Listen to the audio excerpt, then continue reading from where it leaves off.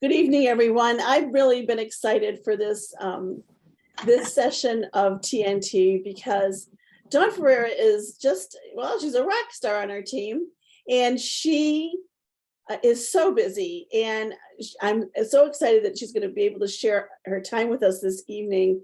I think you probably saw, um, you know, her stats that I posted on Joe Pack, but just let me reiterate a little bit here. She was #1 in sales for 2022, #1 recruiter. Her organization, now again, we're talking about big numbers, and it's on top of her having a strong personal business, she runs an amazing team. So that is really, really exciting. Her organization did 1,793,252.34 in sales last year, and the team itself recruited 62 people. So it's just big numbers, In her career, she is over $2.5 million in sales, and she has recruited 215 people, and that is growing. So that's really exciting. Dawn also earned the Elite Cancun trip, and that you're going to be going on that pretty soon, right? Right, Dawn? April 18th, yes. April 18th. And then she earned Excellence Award in 2 categories last year, which is just so exciting. So for some reason, I thought I'd put her personal sales on that graphic, but I want you to know that last year, Dawn did $183,713.34 in personal sales.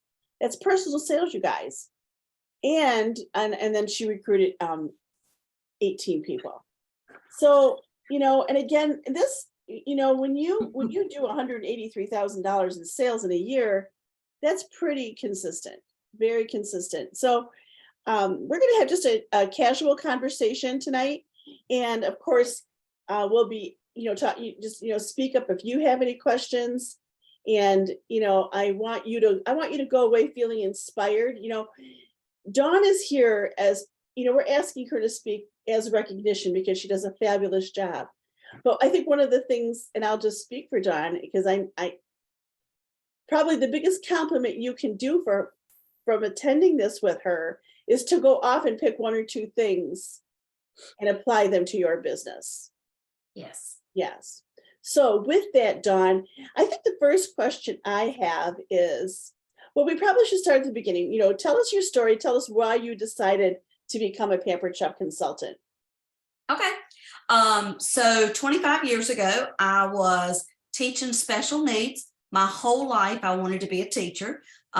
Even when I was little, I would lock my brother in my room with my chalkboard and make him learn whatever he had to learn that day before I'd let him out. So I knew I was a born teacher. I knew that was what I wanted to do. Went to college, got my master's, taught for 8.5 years.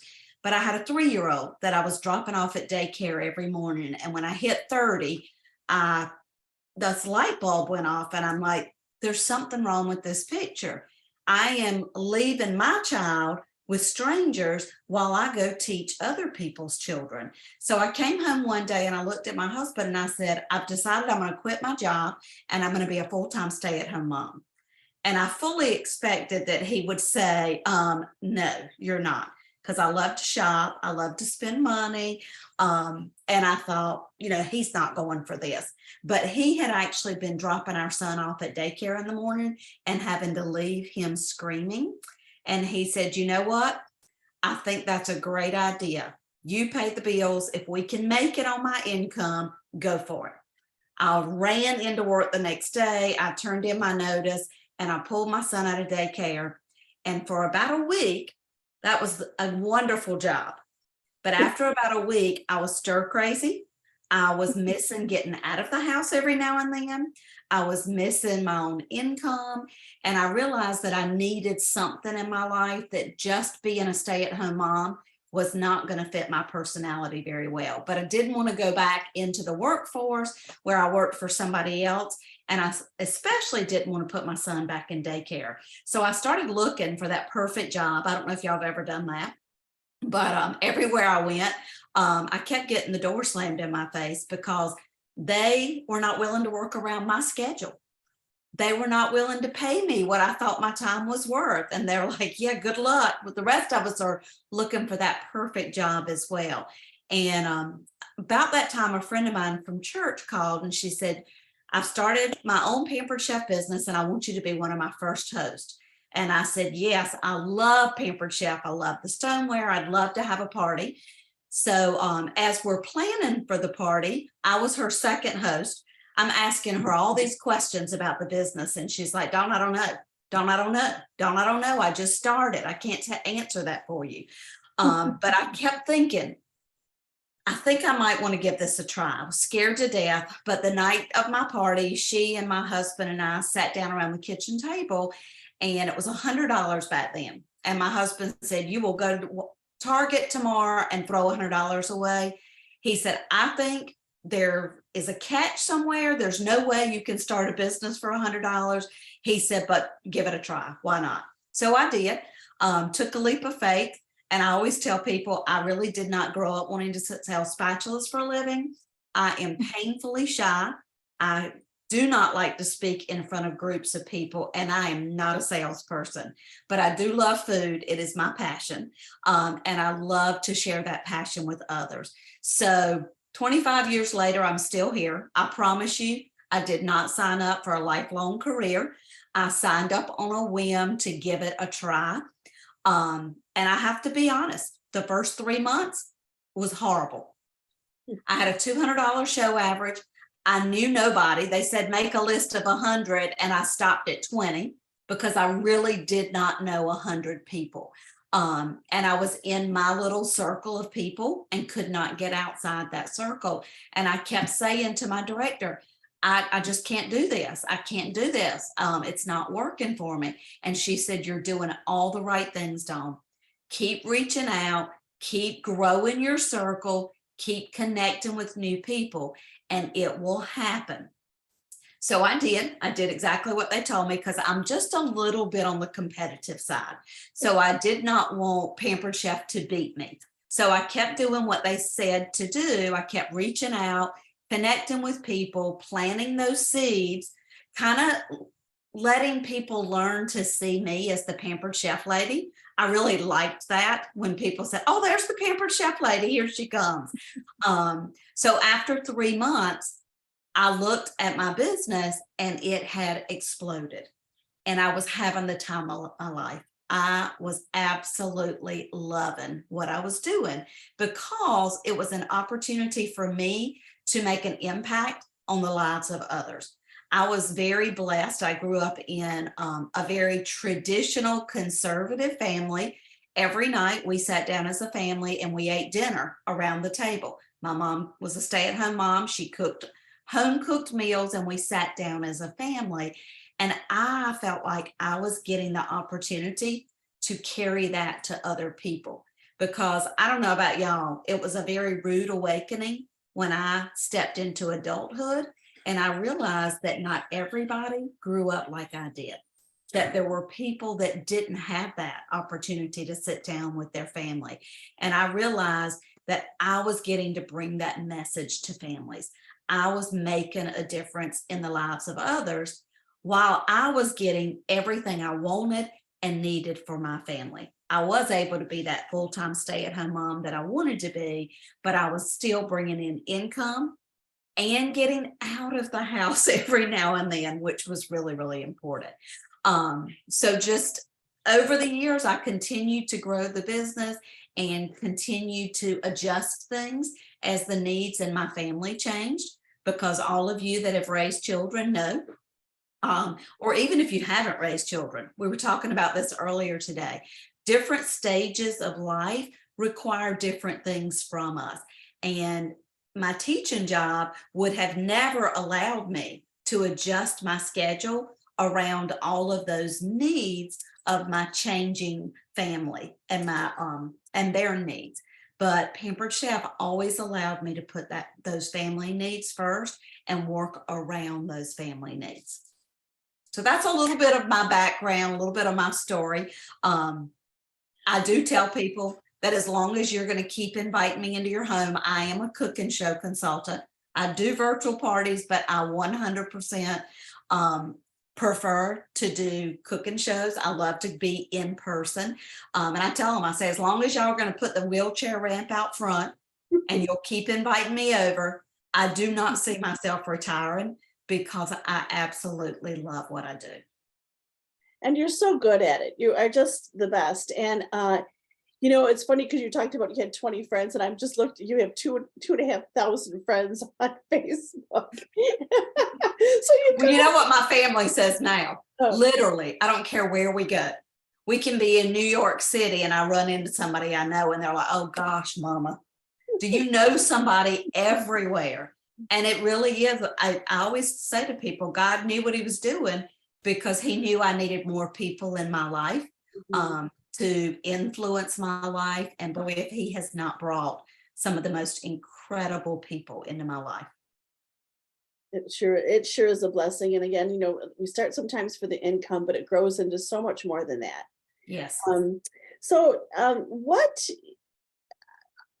do you attribute your consistency? How do you keep the pace and keep your schedule full? I think a lot of people would like to know. That's a great question. And I will tell you, and just in case you wondered, yes, I have struggles too. I have all 25 years in the business. I have ups and I have downs, but I have minimums and I will not allow myself to go below those minimums. And I will tell you what has always been my biggest driver is when I don't feel like doing the things that I need to do to go make my business what it needs to be, I say, do you want to go work for somebody else? No. Get yourself out there, reach out, make those connections. I think as far as consistency, I think you just have to keep doing the things, you know, every single day. Does it mean that I don't take time off? No. Does it mean I work 24/7? No. But it means that every day I do something that touches my business, that helps me reach out and connect with more people. And I think that was my biggest lesson in this business. And I try to teach this everywhere I go. When I started Pampered Chef, I thought I was in sales. You know, I was a salesperson and my job was to go out there and sell these tools, you know, peddle these tools to different people. But what I learned and what has really just hit home over the years is that this business is all about relationships. And when you're reaching out and connecting with people and you're building those relationships, then that business will continue to grow. So for me, I think it's just about making those connections, building those relationships, continuing to touch people so they do see you as their Pampered Chef lady. And as I always say at my shows, I do not want to be here tonight to sell you a whole lot of tools. I really want to be your consultant for life. So when you're in your kitchen and you run into an obstacle cooking dinner and you need a little advice, please reach out to me. My cell phone is on the back. I'll FaceTime you. I'll text with you. I'll talk with you on the phone. But I would love to be there for all those kitchen emergencies that you may have. And I think when you build that relationship and you have that integrity, that people know that they can trust you, that they like you, they enjoy being with you, then you're going to build that circle. And as you build that circle, that business is going to continue to come your way. Know, like, and trust. That's what it's really all about. And and I have to say, kind of going back just a little bit, you know, Dawn, I remember one of the first times I met you, and it might have been even a little bit later when we met again, but I was so impressed with how you were able to plan. And I learned from you how the importance of planning. But I think that as the years have gone on, Dawn, and I know lots of consultants, and everybody has their own forte, everybody, but what I believe Dawn's forte is that she is able to run a very, very stable business. And by that, I mean, she doesn't have to go crazy with things. She runs a very even keeled business and in a big way, which with the numbers that you see coming from Dawn, you might think that she goes crazy at the end of the month, or she does this, or she is so even keeled. And that is something I really want you all, you might not see that from your vantage point, but that is just a gift that Dawn has. And again, being able to create those kind of numbers and be calm and cool about it, and so humble and so giving, that's what Dawn does. So talking a little bit about the sales that you've had. You had 148 parties last year. 67 of them were over $1,000, and that means 45% of your shows were over $1,000. Is that something that you strive for? I mean, do you work for that? How do you make that happen? Okay. Yes, absolutely it is. And the reason is because our job is to help our host get the very most that they can. And they don't know how to do that. So it's our job to work with them, to coach them, to build their enthusiasm and their belief. It's kind of like what we do with our team members too, right? It is all about building that enthusiasm and that belief that is something that they can do. So many years ago, as I said, when I first started, my show average was $200. It was tiny, and I struggled. And I would do all kinds of promotions.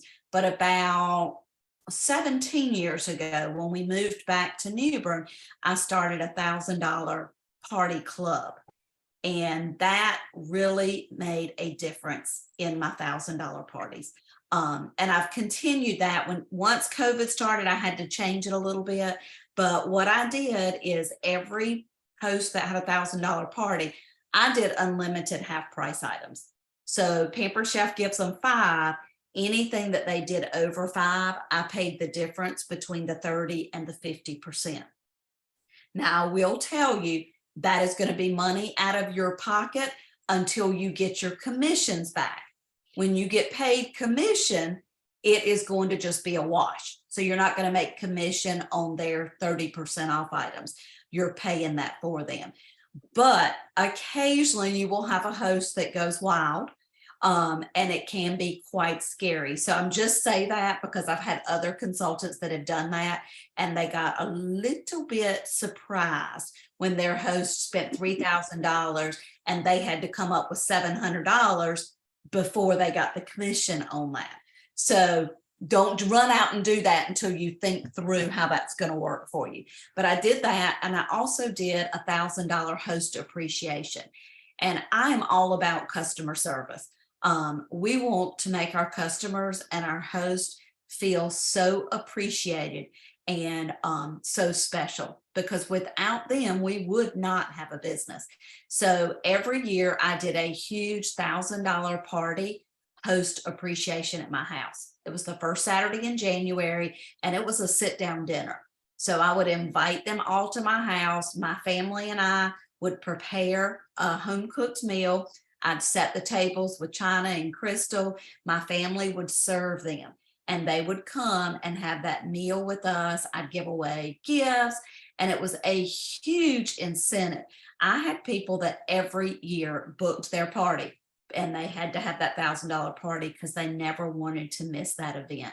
So that was huge in getting me started with that $1,000 party. When COVID hit, I had to stop the $1,000 dinners.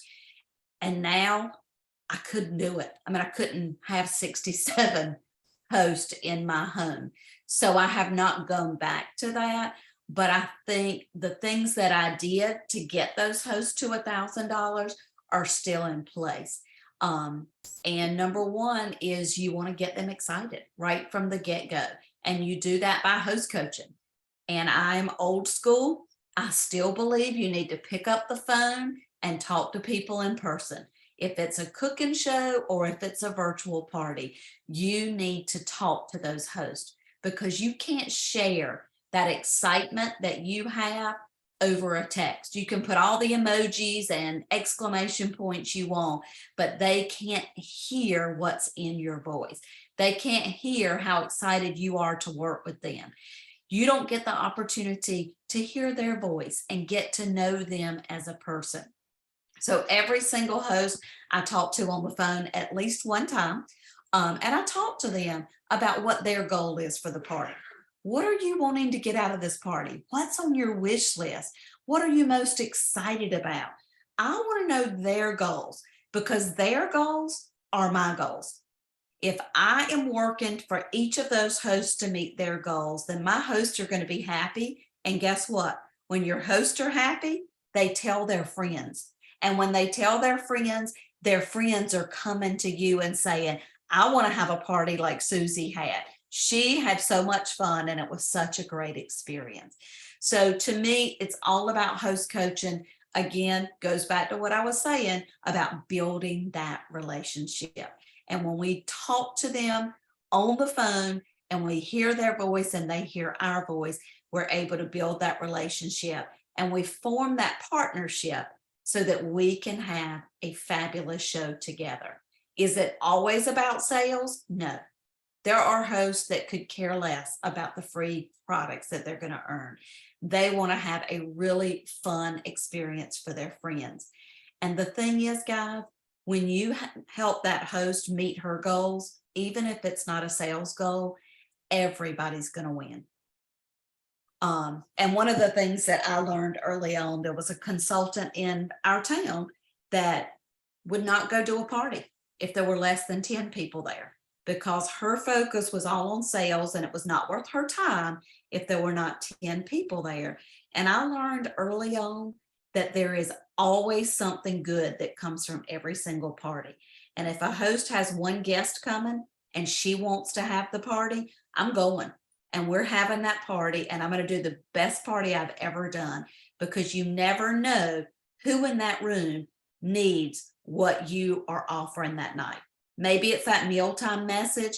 Maybe it's just that time together with somebody that's positive and upbeat. Maybe they do need some new tools in their kitchen. Maybe they need the business and what this business could offer to their life.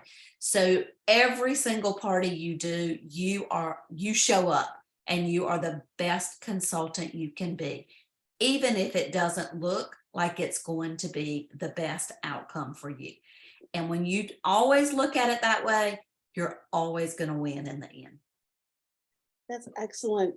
So let's shift a little bit to recruiting.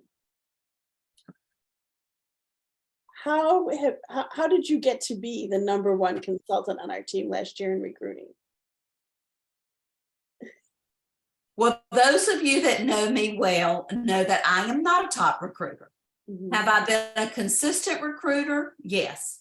You know, if you look, I think I've recruited 305 consultants. I've qualified 215. So I've recruited about 10 a year, 10 plus a little bit a year over my career. And that is not a star recruiter. It's not. Mm-hmm. It is consistently recruiting because I am in front of people all the time.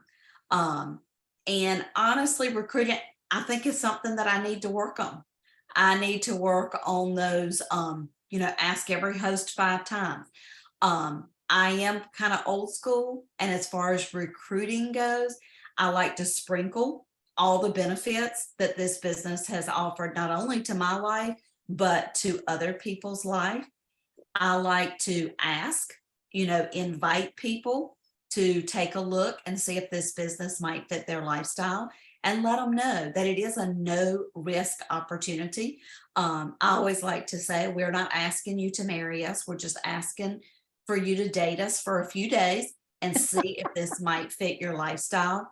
25 years ago, if I had not tried this business on, my life would have been quite different. So I don't want anybody to miss that. So I do inform, I do invite, and I think I am really good at when I have someone that is interested, I'm really good at getting them to sign. I am not always good at getting a huge pool of leads that I'm working with. And I think that's 100% because of me. I don't do that 5 follow-ups or that 5 ask. I ask, and I do tend to ask once or twice. But yes, Steve, I am the closer. So I always tell people, if you've got a recruit lead that you're struggling with, call me, because I am really good at getting them to sign up and give it a try. But I'm not the best at gathering those leads. I think the secret to what I do in recruiting is I'm in front of a lot of people. When you do a consistent number of parties, you're in front of a lot of people. But definitely something I need to improve on. And, I think that's what all of us need to know. No matter how long we've been here, no matter how successful we are or we appear to be to other people, we all have things that we need to work on and that we need to get better at. And recruiting is definitely mine. And it's really interesting because I have known you all these years, and I remember when you were really interested in recruiting. Am I right? You weren't really interested. You were happy just doing sales. But that was in the very beginning. When I first started, I did tell people, I said, I will not be recruiting. I grew up with a couple that sold Amway, and they were in your face 24/7. And it turned me off. And I said, I will not be doing any of that. I'm just here to do my own thing. But I learned very quickly that was selfish. And I think that's the thing we have to remember. We do not know what other people's lives are like, and we don't know how this business could change their life. And if we are not sharing the business, then we are being very selfish. We're trying to keep it all to ourselves. So I did pretty quickly, within the first few months, realized that it was something that I needed to do. I also realized through training that it was part of my job. And just like any job, we really can't pick and choose the things that we only like to do. We have to do all of them. So it is part of our job to share the business and to let people know about the opportunity. Well, I think it's wonderful to see where you started, and now again you're number one in the team, and that's fabulous. And you've come a long way, baby. It's awesome. It's awesome. All right, so I would like to know, do any of you have questions for Dawn? Please unmute yourself and ask away. This is your time to ask. Dawn, I wanted to ask you about, since now you can't do your $1,000 dinner parties, what do you do? Do you still do anything virtually for your $1,000 hosts? I just did this year, when I redid my calendar for 2023, I did plan to host appreciation events. I'm going to do like an outside barbecue. I'm going to do one in the summer and instead of being $1,000, I'm actually going to invite all of my hosts to come. So nice. I want to get back to that. I also, Meg, and this is part of my customer appreciation, is every month I do a cooking club at my house, and it's free. They come, I set up stations. We have a theme every month, and they get to get their hands on the products, make the recipes, and meet new people. And I will tell you, I have people that will take the day off work, and they will drive an hour to come to this cooking club, and they have built relationships with each other they never would have met any other way, and they cannot wait to come to that. So that's another event that I do that's a customer appreciation. They don't have to do anything to qualify to come to that. It's open to anybody. I only have space for 15. Just my house will not allow more than that. I've tried and it's a disaster. So the first 15 that respond get to come. But that's something else, another activity that I do. How fun. And do you like, you cook like a recipe of some sorts for that? Yep, we usually do several recipes. I'll usually do 3 or 4 stations, and I break them into teams. And they just go, I've got all the ingredients and all the products out that they need, the recipes there, and they just go do their own thing. And then we all eat and talk about the recipes. It is a no sale event. I do not have catalogs out. I don't mention sales. Now, every single time I either get sales or a booking or something from it, but that is not my intent. And I don't market it that way at all. Yeah, I love that. That's a great idea. love Thank you, that. Dawn. Yes. That is wonderful. I love that idea. It is fun. And I will tell you, anything, guys, that you've heard me say or anything you hear out there, tiptoe into it. So don't say, oh my gosh, I love that. I'm going to plan that every single month. Plan one, see how it goes, and then go from there. You know, don't throw yourself all in and then say, oh, that was a disaster. What was I thinking? Now I've committed to it and I hate to cancel it. Say, oh gosh, I'm going to try something new this month. Let's see how this goes. And then you can decide from there. Dawn, So do you just, oh, go I'm ahead. sorry.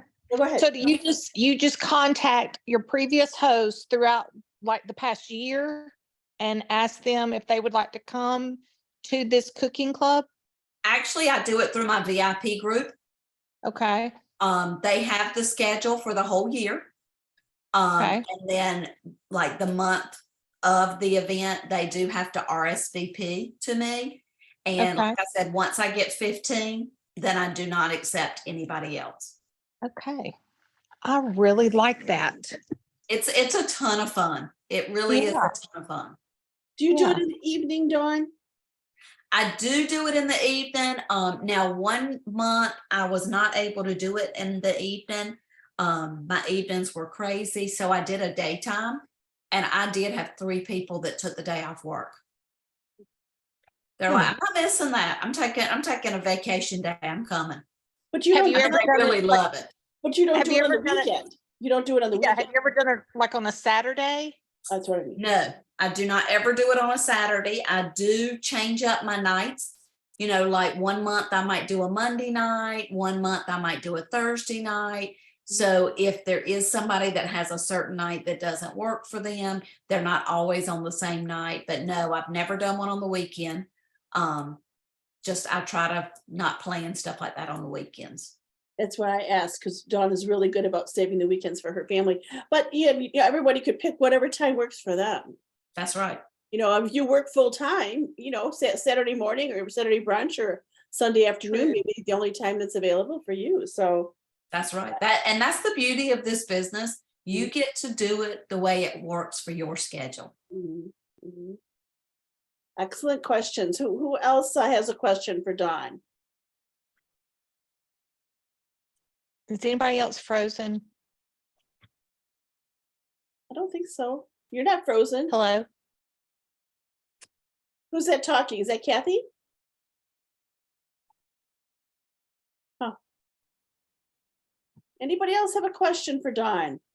How old are your children, your kids now? 20, almost 24 and 28. So they're not home anymore. No, we are empty nesters. And now she has a granddaughter.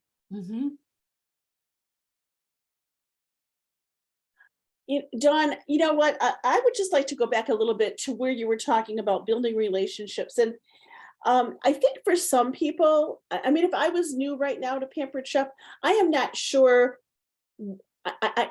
It sounds like I'm antisocial, but how would I start by building a relationship? That's a great question. I love that. I think you start building relationships by following up. So when you meet somebody at a party, you don't just walk away and never talk to that person again. You follow up with them and you say, gosh, Steve, I enjoyed meeting you at Karen's party last night. You were so much fun.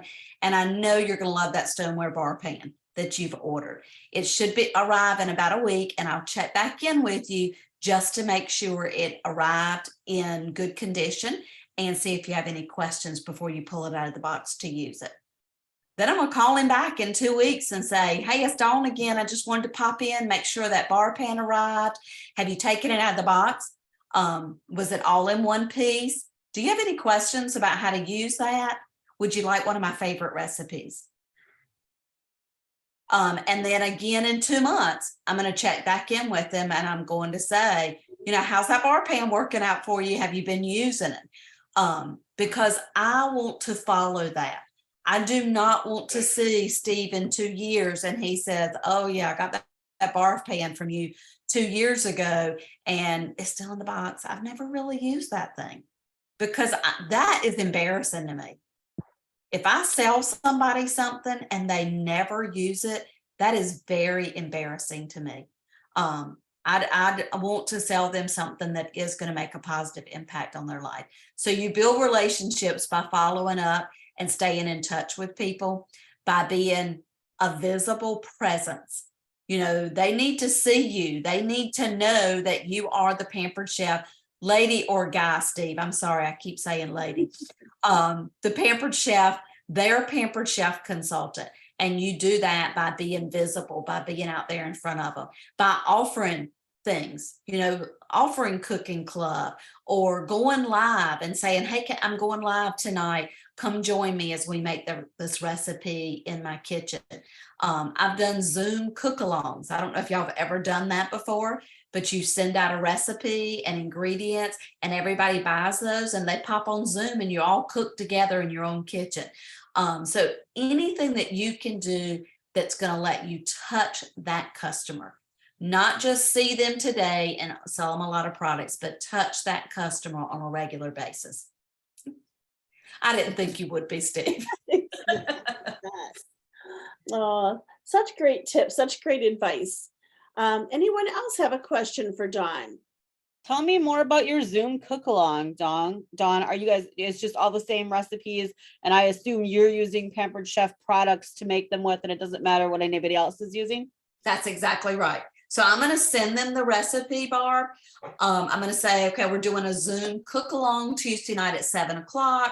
We're making, and I try to make something that don't have to have like the multi-cooker, because that would kick out a lot of people. Right.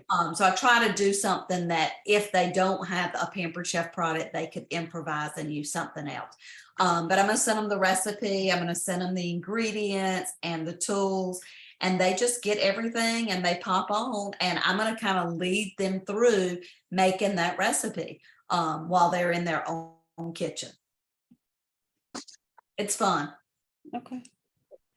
It sounds like a lot of fun. And your cooking club sounds so fun too. And you know what I always tell people, guys? If people have fun, when I started this business, I will never forget, my director said, you always want to make sure you're BIF. BIF stands for brief, informative, and fun. Mm-hmm. And I have never forgotten that acronym. In all these years, I've never forgotten it. And in everything I do, and those of you that know me, I'm pretty simple. So the brief is very easy for me. I am not one that thinks through anything. I'm just really simple. So brief, informative, you want people to leave feeling like they've gotten something. They are taking something away that's going to make their life a little bit easier in the kitchen. And fun, because when we have fun, we want to do it again. How many times have you said, oh my God, that was so much fun, but I never want to do that again? No, you said that was so much fun. When can we do it again? And that's how you want people to leave your party. In fact, that's what I tell people at my party. And when I'm opening up the party, I say, I have 2 goals tonight. Number 1 is that you'll learn something that's going to make your life in the kitchen just a little bit easier, because we all have to cook at some point. And number 2, that you have fun. And it took me a little while to understand that, because the teacher in me did not like people talking during my party. In fact, I was doing a party Saturday, and one of the guests, there were 2 guests that were just talking up a storm, and I was talking, and one of the guests said, shh, y'all are being rude. And I told them, I said, you know what? I had to learn a long time ago that people are here to have a good time. And if they are visiting with each other, they're having a good time. they're gathering and they're enjoying each other's company. So you kind of have to let go a little bit of that. Everybody has to listen to me and I'm in the spotlight, and just allow people to have fun and enjoy that time together. Go with the flow. Yes. Yes, yes, yes. But Biff, remember Biff and Kiss, keep it simple, simple, sweetie. Those are the two things that I remember, again, from my very first month in the business. And I've never, ever, ever let those two things go. And I think that's allowed me to be here 25 years and still love what I do. Excellent. Well, it sure shows. It sure shows. Well, Dawn, thank you so much for taking the time to share with us, and your attitude and your approach. I think it just really shows that you do love your business, and everybody loves you because of that. And so congratulations again, all the success you've had. We're so proud of you. And without further ado, we'll just say goodnight. And of course, if you ever have any questions, you know where to reach Dawn. She's in our joke. Reach out anytime, guys. Anything I can do for you, please reach out.